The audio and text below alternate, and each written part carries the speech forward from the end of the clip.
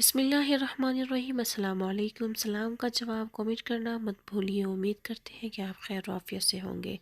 ایک بار حضرت موسیٰ علیہ السلام نے کہا، اے میرے رب، آپ مجھے اپنا عدل دکھائیے۔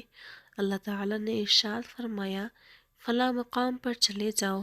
آپ علیہ السلام وہاں گئے۔ انہوں نے ایک چشمہ اور ایک درخت دیکھا۔ درخت کے نیچے چپ کر کے بیٹھ گئے۔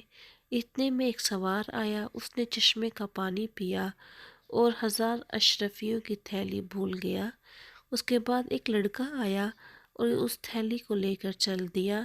پھر ایک اندھا آیا اور اس نے چشمے سے وضو کیا۔ اتنے میں اس سوار کو تھیلی یاد آئی تو وہ واپس آیا اور اندھے سے اس نے تھیلی کے بارے میں سوال کیا۔ اندھے نے کہا، مجھے تو ملی نہیں۔ اس نے اس کو اتنا مارا کہ وہ مر گیا۔ حضرت موسیٰ علیہ السلام کو اس سے بڑا تعجب ہوا اور اللہ تعالیٰ نے ان کے پاس وحی بھیجی کہ لڑکے نے اپنا حق وصول کر لیا، کیونکہ لڑکے کے والد سے اس سوار نے 1000 اشرفیاں لی تھی اور اس اندھے نے اس سوار کے باپ کو قتل کیا تھا، اس لیے میں نے ہر حقدار کا حق اس کے پاس پہنچا دیا۔